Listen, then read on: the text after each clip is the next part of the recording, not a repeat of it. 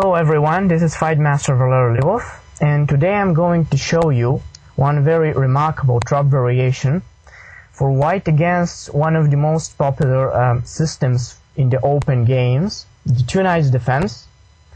And this variation is called the canal trap and arises after first e4, e5, knight f3, knight c6, bishop c4, and now knight to f6. This is the initial position of the two knights defense, and white actually here has two main continuations. One of them is knight to g5, which is considered as the most popular line, but after this black has a really good chance to play d5 in this position, and after e takes d5, black can play knight to a5, hitting white's bishop on c4 and making a threat to do queen takes d5 and get a good position. So after knight a5, white would like to play bishop to b5 check with an idea to save the pawn on d5 somehow, but then black has a good opportunity to play c6 to sacrifice a pawn with d takes c and b takes c, and after this to get a really very good initiative as a compensation for the sacrificed pawn. So black's development now goes very fast, and I think that black has a very good compensation here and a large initiative possible. So for this reason, knight g5 is probably not the best line to play for white, and if white wants to fight for something more here, for some kind of opening advantage, he must choose the another main move in this position, which is pawn to d4. And after pawn to d4, black is actually forced to take on d4 now with a pawn, since in case of knight takes e4, white will get a chance to play d takes e5, and now white is creating the threat of queen d5, and with this move white will threat mate on f7, and the knight on e4 will be under a threat. So after d takes c5, white has a clear advantage here. So this is not a good idea for black to play a knight takes e4, and after d4, the main move considered for black is to take on d4 with a pawn, e takes d4. So after e takes d4, now white castles, and here white creates now the threat of pawn to e5 to hit black's knight on f6, and after this to again a lot of space and a very good initiative and advantage as a whole. So white castles on the short side, and here the main choice considered by the theory as best one is knight takes e4 for black. And here is the point: when white plays rook to e1, black has the way to play d5 in this position, and now he's protecting the knight on e4, and in the same time black is hitting white's bishop on c4. So white has a certain problems in this position. What should he play? What he should choose? Well, one way, which is considered to be the main line in this variation, is bishop takes d5. But after queen takes d5 here, knight c3, well, here is the point of white's idea with bishop takes d5. Black cannot take now on c3 since the queen on d5 is under a threat. So black is forced to retreat it. And after queen a5, white simply takes on e4, creating the threat of double check with knight to d6 and knight to f6 check and following mate. So after knight takes e4, black can develop the queenside bishop to e6. Say after knight e to g5, he plays long castle, and this position after knight takes e6, white just gets his pawn back. Knight takes e6, f takes c, and rook takes e6 is considered to be very double-edged, very complex position here, and both white and black have a very good opportunities to develop initiative. For instance, white has a chance to play free in b4 here, and black has a chance to go with his pawns on the king side with g5, he can play bishop d6 here, preparing moves like g5, and the queen on the 5th rank is very well prepared for such kind of initiatives on the king side. So black's position here seems to be very good here, and the position is considered as approximately equal after bishop to d6. So instead of this very popular main line in the two knights defense with 4th move d4, here is the canal trap, which arises after 7th move knight to c3. And let's take a look, what is the main point of knight to c3? Well, now black's knight on e4 is pinned, so black cannot take on c3 with his knight. And the other taking with d takes c3 seems to be the most logical in this position, but after d takes c, white's idea here is to take on d5 with the bishop. And now white creates the threat of rook takes e4, check, and then black's king on e8 will feel a bit exposed there, and black will get a very big problem. So bishop takes d5, and here if black tries to protect the knight with f5, white can do knight to g5, creating a threats like knight f7, bishop takes 7, and queen h5 in some moment. Also the knight on e4 can be taken at every moment.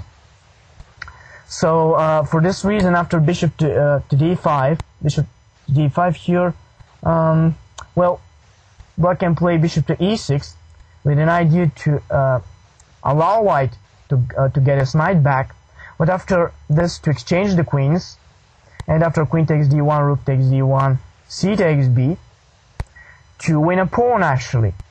But after b takes b2, say f6 with the idea to next move to develop the bishop on c5 or something, I think that white gets a very reasonable compensation for the sacrificed pawn here. Now he plays bishop to c3.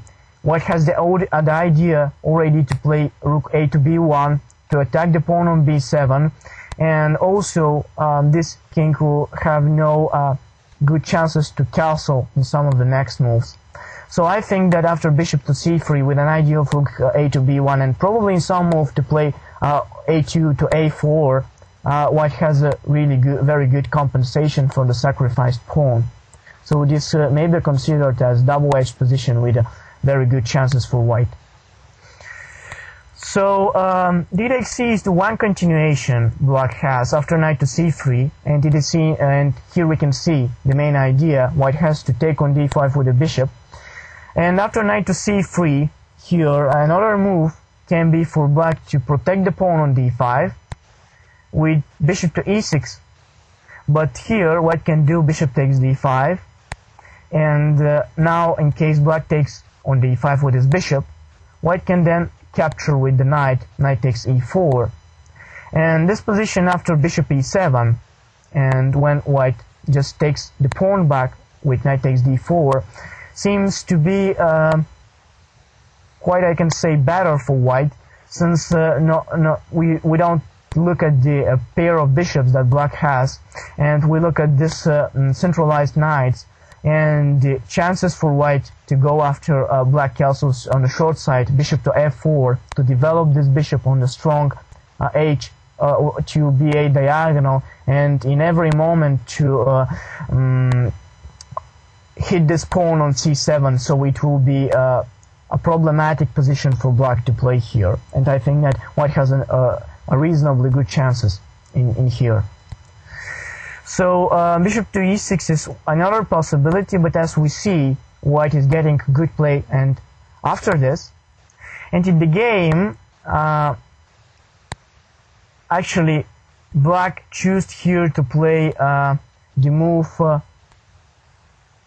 d takes c4, and this move is quite nice looking one. Black is choosing to take the light square bishop, which actually was making a big problems to white, but here white has the chance to take on e4 with a rook, giving check, and in the same time threatening the pawn on d4, so rook takes e4. It's a very strong move, and this whole trap was prepared by one of the first Italian grandmasters, Esteban Canal. And actually, the game we are looking at is against his frequent opponent Paul Joner in Trieste in 1923. So it was the first game in the Canal trap, and it has a very sizable effect over the future of the Tunisian defense in this time. So here, black chooses to play bishop to e6, but let's take a look what can happen if black plays bishop to e7. Well then, white can play knight takes d4, and here there is a threat for white to play, for instance, if black castles short, knight takes c6, and after b takes c, black will got very weak double pawns on the c file, so after rook takes c4, white's position will be really very good here. So it's not a good idea for black to allow the knight takes c6 taking, and he may probably try to go with some move like let's say knight takes d4, but then white will be able to recapture with the rook takes d4, and then black's main problem here is that in case of bishop d6, white will play bishop to f4 here, and he threatening to take back the pawn and get really very strong centralized pieces. And in case black plays move like bishop to d7, then white can simply again play bishop to f4, and you see now the main difficult problem for black is that he can't do the castle since the bishop on d7 is under attack. So in case of a short castle, white has the opportunity to take it. So black will experience very hard times until he gets rid of this pin, and he try to make some castle in the future on the further stage. So this is not a good line for black to play. And after rook takes e4 check, Joner actually choose to play bishop to e6 to develop the queenside light square bishop, and now it seems that the queen on d8 has the way to retreat on f6 if it gets threatened or something like so. There will be no such an unpleasant pin on the d file. So white played here knight takes d4, and what is white's idea here? Well, white is threatening to play knight takes e6 in this position. So after this, black's whole pawn structure will be busted, and here is a certain threat white has, and black is forced actually to exchange the knights in order to prevent it. So knight takes d4, and rook takes d4, and again there is an idea for white. If black develops the dark square bishop, white will get a chance to play bishop f4, and I think that after black castles on the short side, white can even play a move like knight to e4, creating a threat to take on d6 with a knight, and then black will get a really very passive light square bishop on the position at e6. So it doesn't seem to be a very good idea to play like this. So in the game, Joner chose to retreat the queen on c8. So he played queen to c8, and here white played bishop to g5, creating the very strong threat of rook to d8, winning black's queen, and this forces black actually to take some concrete actions to defend it. But I don't think that black has a reasonably good way to defend from this threat and hold a good position. For instance, now the most logical move, pawn to f6, leads to an immediate loss here, where white can play bishop takes f6, and after black takes it, white can actually play queen to g8 to h5 with a check.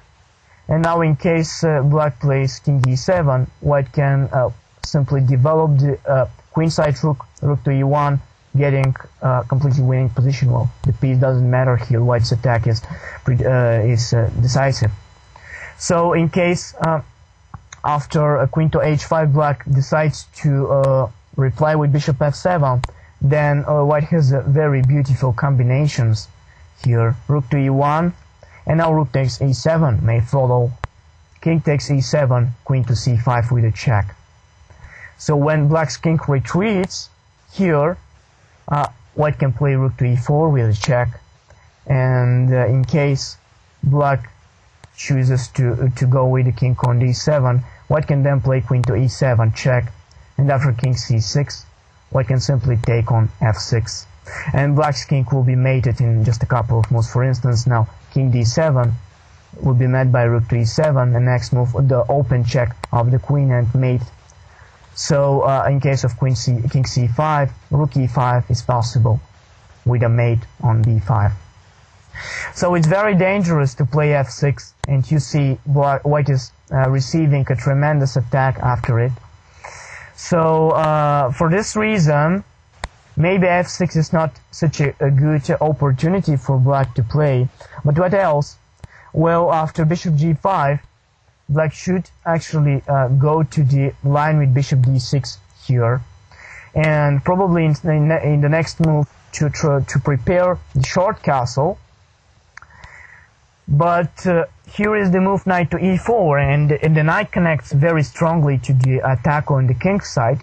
And now white is actually creating the immediate threat of rook takes d6, followed with say knight takes d6 and check, and the queen will be lost. So black is forced here to castle on the short side, since a move like bishop to e7 will be not a good idea, because after bishop takes e7, king takes e7, white can play knight h5, and this king exposed on a position at e7 is feeling very bad there, and white has a chance to play queen c5. He can prepare rook to e1 with a tremendous attack over the black's king. So bishop e7 is not a good idea, but what will happen if black simply castles? Well, it seems that here if white just takes on d6 after c takes d and rook takes d6, black will get a chance to play queen c7, and next move probably to go rook to c8, rook to e8, to open up a square for black's king with h6, and there will be no potential for white's pieces to go in some kind of attack, so a lot of pieces will be exchanged, and white's attack will simply disappear. But in the current situation after the short castle, white has a tremendous combination, and he does this with a move knight to f6 with a check. So if now black's king retreats, then white will get a chance to play rook h4. And if now black simply takes there after bishop takes f6, king h8 and rook takes h7, followed by queen to h5 and mate, black is losing here. So the knight is untouchable when white plays a rook to h4, and after black tries some move like bishop f5, white can actually do queen to h5 move, very strong. And you see now again black cannot take on f6, since white's queen will join the party through the h6 square, now creating the unstoppable mating threat on g7. So after queen h5, white already has a mating threat queen takes h7, followed by rook takes h7. So in case black plays queen h6, there is a very nice mate that white has with queen takes h7. So actually, it's not a good idea for black to avoid the accepting of the sacrifice with after knight f6. So let's see what happens when black actually plays g takes f. Well, here it is bishop takes f6 move, and now the king on g8 is totally blocked, so there is no way for him to get out. And here is what can happen if black tries to do some move like say rook d8, with an idea to free up the squares on f8 and e8 for the black king to escape. Then white can simply continue the attack with queen h5. Now there is a threat of queen h6, so black has to go with the king further. King f8, queen takes h7, king e8, and here white can continue his attack with f4, very strong. And there is an idea next move to bring the queenside rook on the e or d file and to prepare f5 with a very strong attack. And I don't think that black can hold this position more than 6 or 7 moves. So sooner or later white's attack will take really sizable advantages here. So in the game, after bishop takes f6, black chooses to give up the bishop with bishop to e5, and after bishop takes e5, black played f6 here, but in this position white simply dropped back the bishop, and here it is obviously to see that white has a very big advantage already. In the game, black played rook to d8 and white continued with bishop to h4, and this move bishop to h4 only shows us that black's whole kingside position is totally busted, and I don't think that already black can hope for some defense here. So the pawn will have to go on f5 actually in some moment, and then the bishop on e6 will become into a clear pawn in this position, and the king is staying very dangerously on the g file. And you know, there is a rule which says when there were different colored bishops, then the attack which one of the players has is a very strong one, and in this position with a busted kingside position to black, white's initiative is really unstoppable. So after bishop to h4, actually black played here 10 more moves and he resigned, and there is no point to show the game till the very end, because it's very simple realization of the huge advantage which white already has. And with this system actually Esteban Canal, the Italian grandmaster, actually shows that there are a new very interesting possibilities and opportunities for white to build attack in the Tunis defense, and the variation which he prepared and played in the beginning of the 20th century is very interesting, and even in our days it can be played, and white can hope for advantage even if black chooses to play in the best way possible. So thank you very much, and I hope to see you in our next lectures.